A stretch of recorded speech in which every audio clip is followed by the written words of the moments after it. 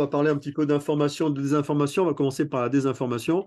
Donc, l'excellent général Trinquant, bon, c'est quand même un général qui, en général, bon, sans faire de jeu de mots, je suis parce qu'il est quand même plutôt posé dans ses avis, même si ses avis sont tout à fait dans la doxa. Mais je dois dire que là, il se trouve un petit peu piégé sur ses affirmations, comme d'autres, du début de la guerre. Hein. À partir du moment où on attribue aux Russes l'objectif, on leur attribue, hein, l'objectif de conquérir la totalité de l'Ukraine avec 150 000 hommes, ce n'est pas sérieux. Ce n'est pas sérieux. Donc personne ne connaît les objectifs russes, anciens et actuels, mais une simple euh, évaluation des forces utilisées pour la première partie, la première phase de cette guerre, montre que leur objectif n'était pas de prendre toute l'Ukraine. Et on est sans doute vers une forme de pression, comme l'a développé Jacques Beau, pour amener à une contrainte qui ferait que ce qui n'avait pas été acquis par la négociation, par les traités de Minsk, le soit par la force. Alors, tu as raison de citer Jacques Beau, parce que concernant Trinquant, il lui taille un uniforme de parade dans son livre. Ouais, Hein. ouais. Ah oui, oui, oui, oui, oui. Il y a Goyafi aussi qui se fait arranger, hein, et Trinquant. Trinquant a droit à une petite fête. Alors, je vais en parler quand on va parler du bouquin, puisque je ne l'ai pas tout lu, mais je l'ai largement commencé.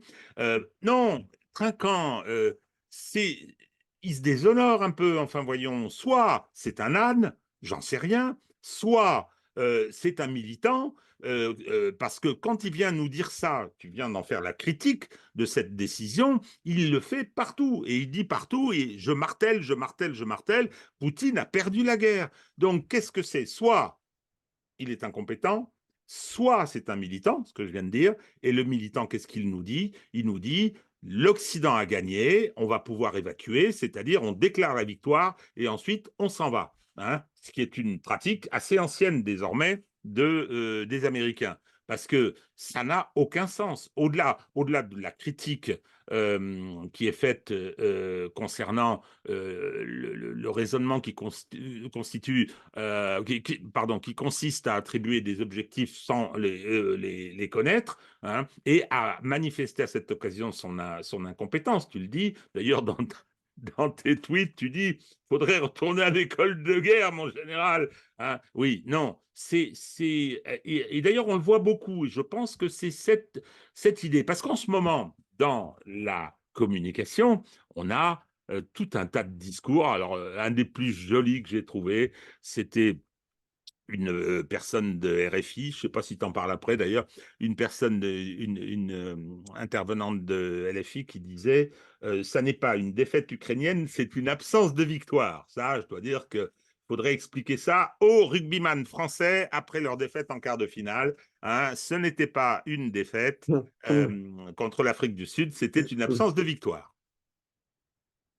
Écoute, hein, moi je pense surtout que ils ont manqué de prudence. Hein, ils ont eu des discours militants, hein, idéologiques, et qui n'ont pas cherché à utiliser les outils qu'ils connaissent. Hein, ce sont des outils qu'ils connaissent, hein, pour analyser la situation. Et surtout de partir du niveau stratégique et pas commencer à commenter comme des micros-événements tactiques qui n'ont pas de sens en fait. Hein, et sauf à les relier entre eux. Mais comme on dit souvent, l'art opératif, c'est pas la somme des tactiques. Hein, ça n'a rien à voir. Alors, maintenant, ce pauvre Xavier Moreau, qui m'a fait l'honneur de me citer lors de sa dernière vidéo, hein, puisque tu sais, j'avais fait une comptabilisation des navires réellement endommagés ou Oui, détruits, hein, de la flotte de la mer Noire. Donc, il a repris mon tableau. Bah, le fait est, c'est quand on fait le bilan, on voit qu'on est loin des 20 navires détruits tels que c'est affiché dans les médias. Bon, encore ça, c'est de la propagande. Hein. Mais bon, bref. Mais ce pauvre Xavier Moreau qui en ce moment est en France et qui est accusé d'avoir quitté la Russie pour éviter d'être mobilisé. Bon, Xavier Moreau, il a plus de 50 balais. Hein, bon, bref. Hein, bon, mais bon. non, mais c'est pas possible. C'est quand même extraordinaire. Ils ont peur de rien. Ça raconte beaucoup sur le niveau au-delà de la propagande, ce sont des militants, ça on se l'est dit, mais il y a quand même un Alors, maximum d'ignards, quoi. et puis la fille, la Samira, la journaliste, El Gadir, donc c'est elle qui a les vérifs de LCI. Et moi, j'ai envoyé parfois à vérif de LCI des vidéos qui étaient problématiques, hein, mais qui ne relevaient pas, bien sûr, des vidéos qu'eux passent d'habitude. J'attends toujours les réponses, hein. Parce qu'en fait, ils font que de la fake news que dans les sujets qui les intéressent. C'est un peu la même chose que Julien Pain, tu sais, Julien Baguette chez France Info, c'est la même chose, hein. Oui, oui, bien sûr. Alors, donc, écoute, j'ai pas encore lu le bouquin, mais j'ai vu l'intégralité de son interview par l'ineffable, quoi s'appelle, Malherbe, ça, Apolline de Malherbe. Apolline de Malherbe. Hein, bon, alors c'est un intervenant qui est pas facile à écouter, Emmanuel Todd, parce qu'il parle un petit peu enfin, il marmonne un petit peu souvent, hein. Mais en tous les cas, il est très très pertinent intellectuellement. Et pour te dire, hein, le premier bouquin que j'ai lu de lui, c'était lorsque j'étais justement à l'école de guerre. Il y avait la bibliothèque, et le premier bouquin que j'ai lu, c'était son tout premier bouquin, sa thèse, en fait, qu'il avait publié, comme souvent les chercheurs, c'était sur les structures familiales et l'influence des structures familiales sur les organisations politiques des pays. J'ai trouvé ça passionnant, et après j'ai lu un autre de ses bouquins dont j'ai oublié le nom, qui parlait d'ailleurs de l'Empire américain. Ouais, ça doit être ça, ouais. Je ne me rappelle plus le titre de son bouquin. Donc c'est vraiment quelqu'un qui est passionnant à lire en général, hein, et qui a toujours des approches qui sont disruptives. Et ne l'oublions pas, c'est lui le premier qui, en 1976, en analysant la structure démographique de l'Union soviétique, avait dit que l'Union soviétique allait s'effondrer. C'était quand Alors, même fort. concernant Todd, moi, je n'ai pas voulu regarder l'émission, d'abord parce que je ne supporte pas Pauline de Malherbe, qui est en permanence agitée, semi-hystérique, et effectivement, qui interrompt. Alors déjà, tu as raison, c'est pas toujours facile de suivre Emmanuel, hein, mais là, quand il est interrompu par Apolline de Malherbe, c'est très pénible. En revanche, j'ai téléchargé son bouquin, j'ai commencé à le lire. Alors, par rapport au début de la guerre, il a manifestement évolué, et son constat rejoint celui, moi, personnellement, que je fais. Alors, je sais pas, j'aimerais bien l'avoir, mais bon, qui viennent chez nous. C'est pas sûr. Il va peut-être faire quelque chose autour de son bouquin avec Olivier Berruyer, qui est son ami, qui est aussi un de mes amis. Donc, on verra. De toute façon, on en reparlera de ce bouquin, hein, une fois que je l'aurai terminé, puisque j'ai utilisé la voie numérique, et on reviendra sur ce qu'il dit, parce que, bon, moi, je considère que c'est le déclin du système occidental. Je l'ai écrit le 25 ou le 26 février 2022. Le fait que ce soit Emmanuel Todd qui le dise, ça donne une autre autorité que la mienne à ce propos. Alors, bien sûr, dans nos médias commencent à poindre des éléments d'information que nous et d'autres divulguons en se faisant traiter de pro-Poutine et de collabos. J'ai dû oublier des trucs là. Bref. Ah, attends, j'ajoute une chose, excuse-moi, je Ouais, t'interromps une ouais. nouvelle fois. Le titre de Libération, qui manifestement n'avait pas lu le bouquin, Emmanuel Todd est devenu militant poutinophile. C'était à peu près ça, Ouais. c'est-à-dire que si on n'est pas dans la propagande, on est non seulement poutinolâtre, non seulement poutinophile, mais on est agent à pointer du Kremlin. C'est assez absurde, mais enfin c'est comme ça. Ouais, alors donc évidemment, maintenant, nos médias sont en train de découvrir en fait la problématique de l'âge des troupes ukrainiennes, la problématique de la non-relève des troupes ukrainiennes, la problématique de la mobilisation telle qu'elle se fait. Alors c'est pas nouveau, hein, ce qui montre maintenant actuellement dans les médias, ça fait plus d'un an que la mobilisation se fait comme ça dans la rue, en alpaguant les pauvres gars qui ne sont pas présentés au bureau de recrutement. Ils sont en train de découvrir en fait des choses qui existent depuis le début, hein, mais qui permettent comme ça d'expliquer éventuellement un retournement de situation auquel ils n'auraient pas pu souscrire au préalable. Alors, maintenant, on va citer la nouvelle chaîne de notre camarade Sylvain Ferreira, qui parle de géopolitique, hein. Donc, il a sa chaîne d'histoire, et il a fait sa première émission de chaîne sur la géopolitique. Donc, on est un peu sur la même veine que sa chaîne d'histoire, hein, bon, moi, j'ai trouvé que sa chaîne d'histoire a été plus pertinente que sa chaîne de géopolitique, mais ça demeure quand même assez intéressant. Voilà. Tu dis rien? Non, je dis rien. Bah, il a pas souhaité continuer le combat avec nous. Ça nous a permis de bénéficier de toutes tes compétences. Je trouve ça dommage dans la mesure où, parce que bon, son expression est plus confidentielle. C'est dommage parce que je pense qu'en ce qui concerne l'art opératif, c'est quelqu'un qui, en France, fait partie de ceux qui le connaissent le mieux. Ouais. Hein. Je Ah pense oui, que c'est hein, oui, avec, il a une compréhension, je trouve, qui est meilleure que celle de Bihan, et parce qu'il arrive à la relier justement à l'art proto-opératif de la campagne, des campagnes de la guerre de sécession des nordistes, hein, notamment, hein, avec le plan Anaconda et toutes ces choses-là. Donc, la marche vers la mer, hein, notamment lorsqu'ils descendent le Mississippi. Donc c'est intéressant, mais je trouve que, bon, il m'en voudra pas, hein, je trouve il est très très bon sur sa chaîne Histoire, hein. Et puis là, bon, on est un petit peu en dessous. C'est intéressant, mais on est un petit peu en dessous de sa chaîne Histoire. Voilà. En tout cas, c'est son site Veille Stratégique, hein, qui a plus de 3 ans, hein, qu'il a voulu monter en vidéo. Donc, ça fait partie, de toute façon, de tous ces canaux d'information qu'il faut consulter parce que ça permet de croiser les informations avec des gens qui ont un discours différent de ce que l'on peut attendre sur les médias. alors, je profite de l'occasion. Tu as parlé de la guerre de sécession, de son livre sur la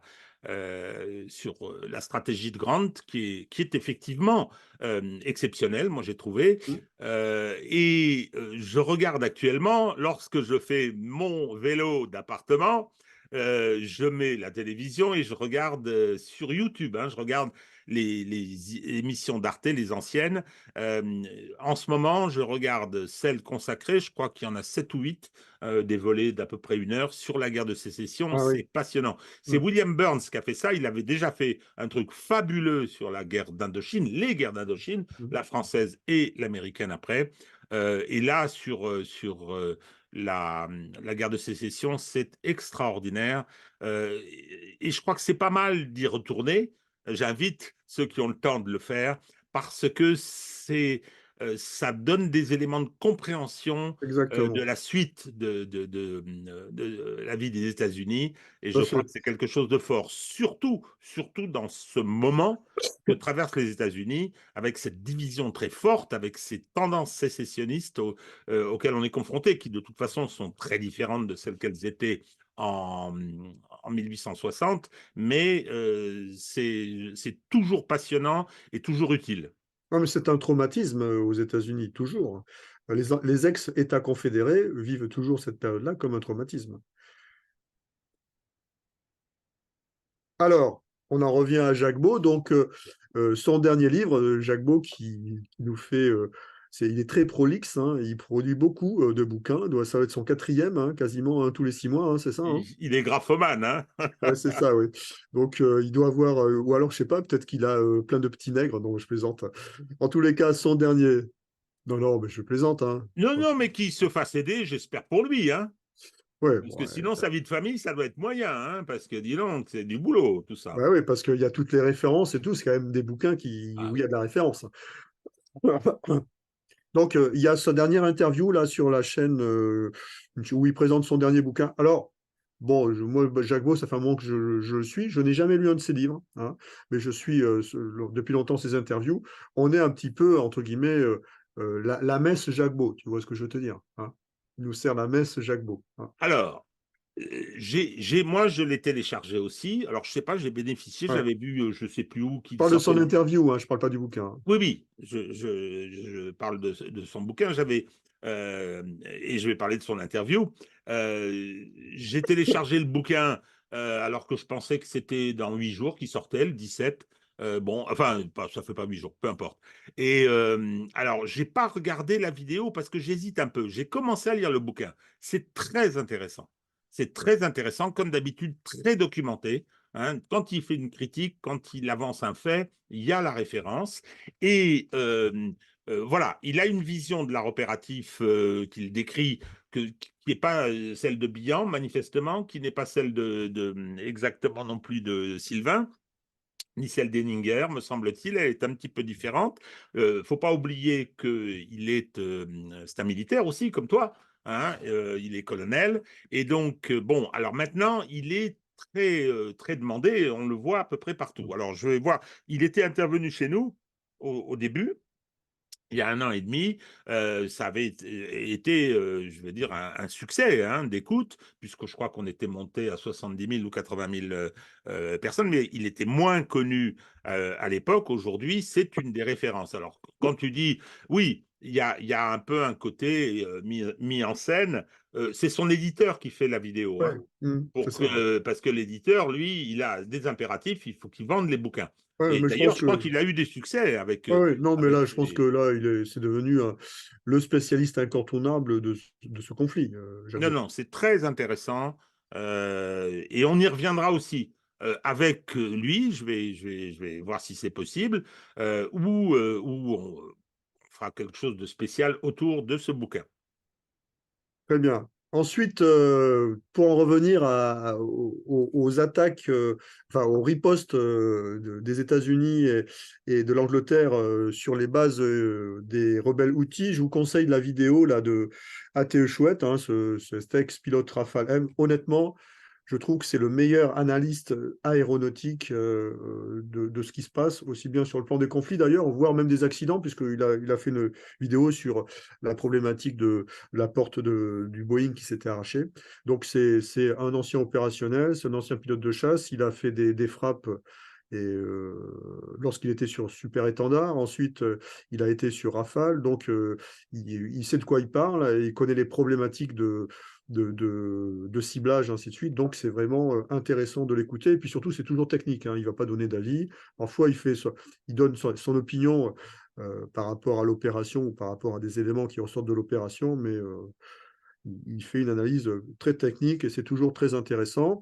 Et puis, enfin, puisqu'on a Attends, mais parlé. il serait donc, excuse-moi, je t'interromps à nouveau, il serait donc meilleur que Titelman. Oh là là là là là là, on en apprend tous les jours. Excuse-moi, je t'ai interrompu, je n'allais pas m'en priver. Ben lui, c'est pas un journaliste. Hein. Il n'a pas la prétention d'un journaliste. Il a sa boîte de conseil où il cherche à vendre un Oui, petit oui, peu. oui, non, mais je me moque de Titelman, mais je suis méchant, j'ai un mauvais fond. Bon, alors maintenant, on va terminer en beauté. Il y a vraiment une vidéo qui est honnêtement remarquable. C'est la dernière vidéo d'Alain Juillet sur le conflit en Palestine et sur les implications internationales, les conséquences internationales de ce conflit en Palestine sur le plan géopolitique et géostratégique. Honnêtement, tout est dit. Alors, honnêtement, Alain Juillet, moi, c'est quelqu'un que j'adore écouter parce que il a une capacité de synthèse et de réflexion. Alors, par moments, on peut ne pas être forcément d'accord avec sa synthèse, mais en tout cas, il a une vraie réflexion. Il a une vraie réflexion, une vraie vision des rapports de force qui peuvent exister aussi bien sur le plan politique, sur le plan géopolitique, mais également sur le plan stratégique. Voilà, donc vraiment, cette vidéo-là, je vous conseille de la regarder. Tout y est dit et tout est bien expliqué, comme souvent avec Alain Juillet. Alors, j'ajoute une chose au sujet de ton commentaire, tout y est dit sans phare.